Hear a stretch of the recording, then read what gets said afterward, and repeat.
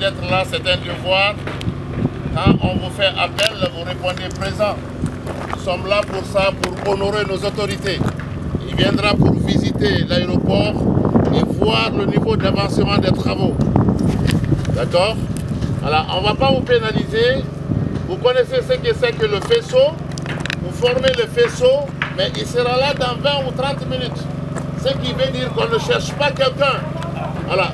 Et si on appelle sur le faisceau, on appelle au rassemblement qui n'est pas là, alors vous connaissez la suite. D'accord? Alors je vous souhaite une très bonne journée, une très bonne réception. Nous sommes là ensemble. Hein? Voilà. Et en tant qu'ancien général, je vais commander. Non! Bon! Non! Présenté! Non!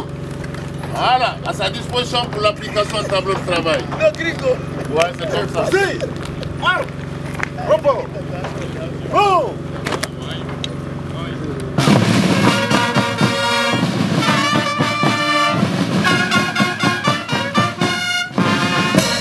Présentez!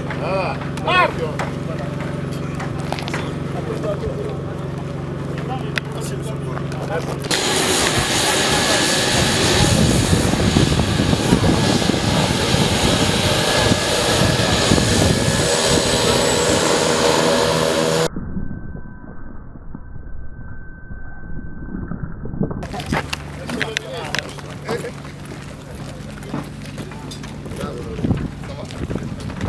Madame a souhaité faire la route. Bonjour. Vous allez bien? Je vais très bien. Bonjour. Ça a été la route? Je l'ai dit que c'était facile de faire la route. 7 heures. 7 heures? Ça va? Un devoir, monsieur. Oui. Oui.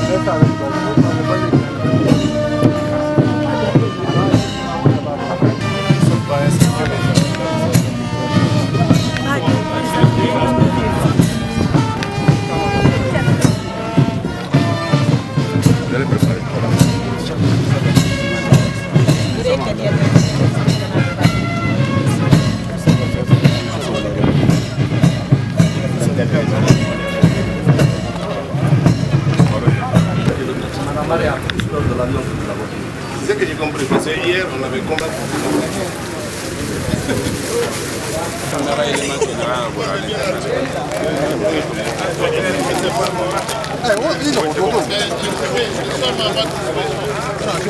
Monsieur Bakim. Ah, voilà. Donc l'équivalent de Monsieur Diallo et Bak.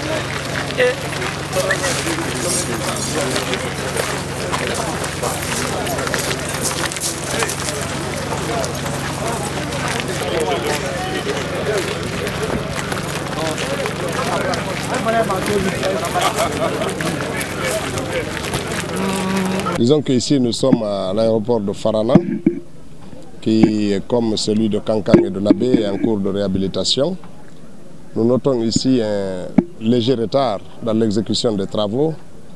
Les bâtiments sont à un niveau plus faible que ceux qu'on a trouvés à Kankan et à Labé. Et la piste n'est pas encore entamée. Cela pose des problèmes, des questions techniques de dernière minute sont apparues et qui nécessitent un arbitrage.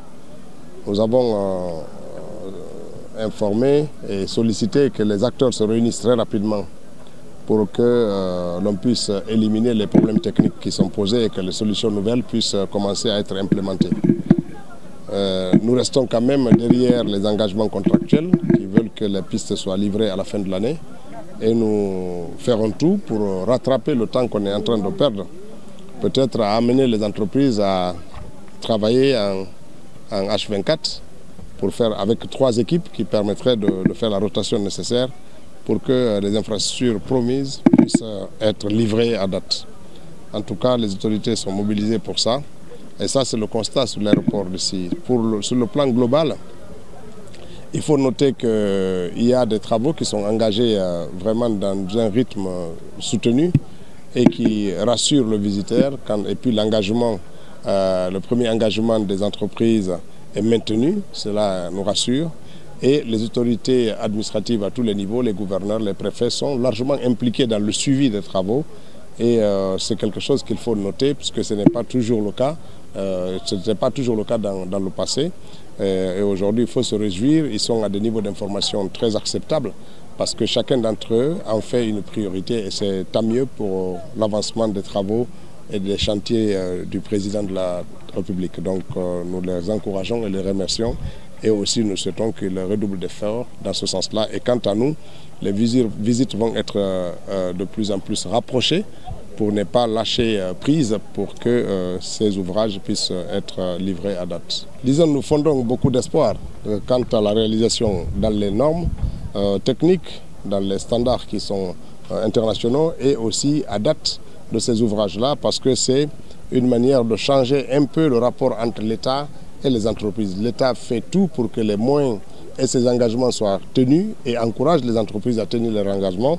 C'est une nouvelle manière de collaborer que l'État est en train d'implémenter avec les sociétés et ce sera tant mieux parce que cela va qualifier encore nos entreprises et puis derrière il y aura une main-d'œuvre qui va être encore plus qualifiée parce que tous ces ouvrages emploient presque 95 à 97% des locaux. Et ça, c'est très important pour aujourd'hui, au moment de la construction de ce chantier, mais pour d'autres chantiers dans l'avenir qui vont naître dans ce pays et pour la vie et l'entretien du chantier en cours. Donc c'est quelque chose d'important. Ça veut dire que le gouvernement est attentif au contenu local, est attentif au fait que c'est des produits locaux qu'on utilise également. Et ça, c'est quelque chose d'important et qui tient à cœur le chef de l'État. Il est vrai que nous avons constaté, donc déjà je me réjouis d'être ici aujourd'hui à Farana, accompagné de son Excellence le ministre des Transports et la présence du gouverneur de la région. Le chantier avance, c'est vrai qu'il n'avance pas à la même vitesse que l'Abbé Cancan, pour des raisons techniques qui sont soulevées. Donc chaque site a ses contraintes, donc celui de Farana a quelques difficultés techniques et nous sommes obligés de les prendre en compte. Nous ne pouvons pas juste construire et avancer sans prendre en compte toutes ces complications en considération parce que tous ces aérodromes devront être certifiés au ACI pour leur exploitation. Donc, comme l'a si bien dit le ministre, une réunion va être tenue la semaine prochaine pour que le maître d'ouvrage puisse trancher, prendre des décisions pour résoudre et régler ces difficultés. Aujourd'hui, par exemple, nous avons les surfaces disponibles qui aujourd'hui, pour respecter les distanciations entre l'axe de la piste d'atterrissage et de décollage et par rapport à la tour de contrôle, nous n'avons pas les distances nécessaires pour que les normes soient respectées. Donc nous allons être obligés de dépasser le périmètre de l'aérodrome éventuellement, mais là il faudra que le ministère de l'Habitat, le ministère de l'administration du territoire, le gouverneur, le ministère des Transports s'impliquent tous pour nous dire où aller pour pouvoir implanter cette tour de contrôle. À partir de ce moment-là, on pourra démarrer les travaux de la piste, qui est aussi une partie de cette piste pour des normes, pour des raisons de respect de normes. Entre la clôture et la piste, on s'est rendu compte qu'il y avait certaines habitations qui étaient sur, je ne sais pas si elles sont sur le périmètre de l'aéroport ou est-ce que c'est l'aéroport qui va avoir besoin de récupérer ces zones qui sont en dehors de leur périmètre pour que cet aérodrome puisse être certifié aux normes. En termes, vous avez une idée sur le pourcentage?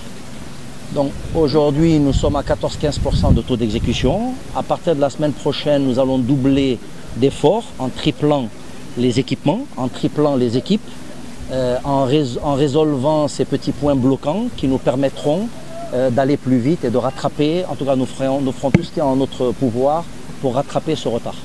Peut-être une dernière question. Et ce site a combien d'hectares? Donc Farana, à mon avis, le périmètre ne doit pas être loin des 30 000 mètres carrés.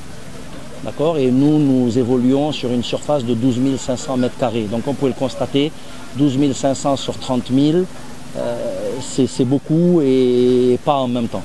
Nous faciliter des services essentiels. Voilà. Avoir ça dans ma région, je ne ferai que frotter mes mains et dire merci au gouvernement. Voilà. Concernant votre question, je suis là pour faciliter tous les travaux au niveau de l'aérodrome à Farana. Ils viennent de l'évoquer. Il y a une emprise qui concerne la population. Nous allons, n'est-ce pas, déléguer le service compétent pour venir faire le point de situation sur le terrain, nous remonter les données et nous allons voir quel est le ministère concerné pour qu'on puisse s'accorder des idées et surtout se retrouver afin de trouver rapidement la solution qu'il faut parce que l'aéroport de Farana, je souhaiterais l'inaugurer avant, en tout cas, une année. On passe par où?